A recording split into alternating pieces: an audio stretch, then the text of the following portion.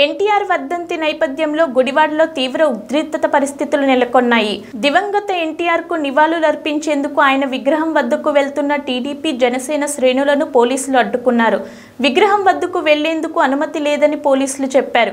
విగ్రహం వద్దకు వెళ్లకుండా బార్గేట్లను ఏర్పాటు చేశారు. ఈ క్రమంలో పోలీసులకు టీడీపీ జనసేన శ్రేణులకు మధ్య తోపులాట జరిగింది.